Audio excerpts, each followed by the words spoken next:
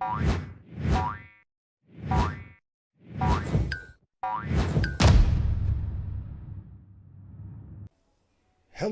and welcome back to Frogboy X1 Gaming. I'm Andrew and today we're checking out Gran Turismo 7 on the PlayStation 5. So, if you can already tell, we have Forza Horizon sitting next to this. This is going to be my first impressions of this game as it sits after waiting literally 28 minutes just to get into this racing. So, what you are seeing right here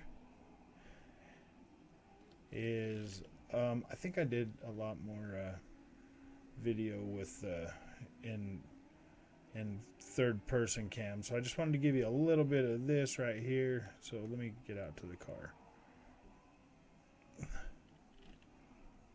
So first impressions so far, I am playing this on my 1440p monitor right now, so it does look a little bit different than what it was just looking like on my 4K screen. It does look a little bit more like harder to see some of the stuff on this, but it looks really good on this monitor. It definitely has a better sense of speed than before on the last Gran Turismo. You actually have to unlock tracks just to drive them. This was the best I could do in a faster car. Was this Mazda that I get with pre-order, and then there's another Toyota that I get as well. But as you can see, like, I am driving this with the controller as well. I do not have a... Gosh, man, maybe I should turn all that other stuff off. Let me see something if I can do that. Display settings. Off. Display drivers' names. Gosh, can I not turn that off? Off. So it goes down.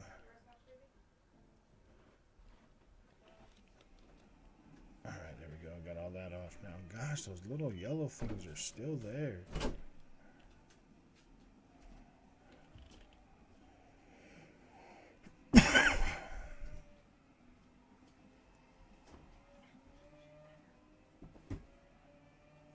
I mean, I tried to make it look as fair as I could with the Forza Horizon 5 video, but as it sits right now, this is probably the closest I can get the thing to look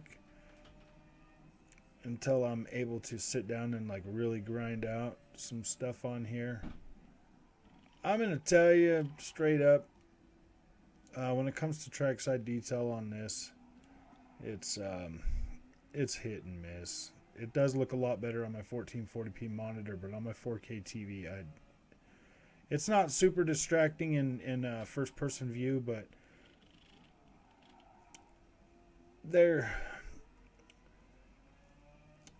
I think this game might be used in Checkerbird as well, to tell you the truth. To be completely honest with you, I do feel like there's some Checkerbird going on here. You could kind of see it in the ground and stuff, like when it was going through like this thing to like show me to the cafe and stuff. That ground looked like it was crawling, and you know, like the bushes in the background and stuff. I don't know. I mean, if it is, it is. Whatever. I mean, I've already bought the game. It's already mine. This track is in the last game. Trees basically still look the same. I mean, there's nothing really new. It does look like there might be a little bit more grass texture this time. The grass texture does kind of look a little better. So I mean, that's actually pretty cool. Sense of speed looks pretty good in here. Let's get some cockpit action. Still no way to adjust your field of view at all, but to be fair, Forza doesn't have that either. still got this hood cam. I don't like that one.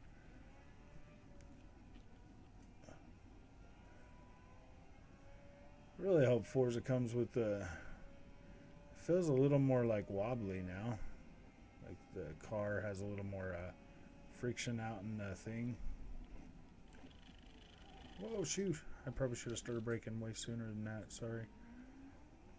Handling on this, I do have it set on freaking... well, I got it set on hard. The hardest difficulty you could set this on.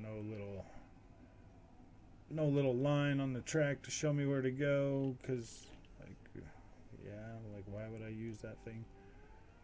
That's just terrible to get used to driving a track with one of those.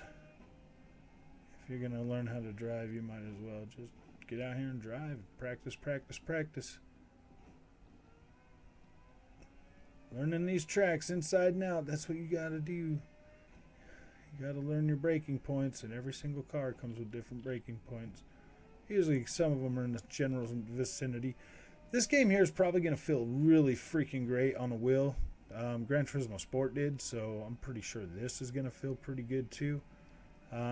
Yeah, the cars look... yeah, I'm about half and half with that, to be completely honest with you. I feel like they do look good. They do have a lot of detail to them, but there's something off about this image on this game. There is something off about it. It's not 100% disappointing at all. I mean, it does look pretty good, but it doesn't look like what they were showing us in those freaking videos. In the videos up to launch, like this. I mean, I guess it does a little bit. I am playing this on my 1440p monitor, and I'm trying to remember exactly what it looked like on the other one before that.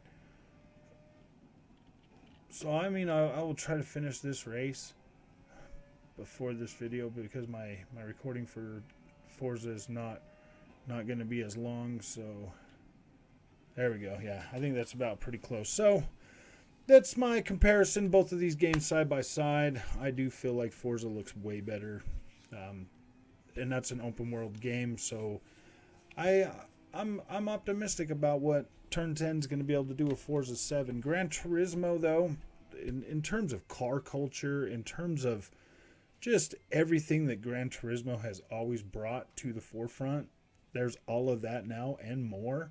So this is 100% a solid sim racing experience for the PlayStation 5. From what I can tell, it should keep most people pretty happy. I think younger people might have a problem with this game, though, especially with how you have to start out on this. Man, I don't know. Gosh. How you have to start out on this game, it's a little bit, it's going to be a little bit tedious. Now, if you pre-ordered it, you do get this Mazda, you do get that Porsche, and then you do get the Supra. So that's pretty cool. You get those 3 cars.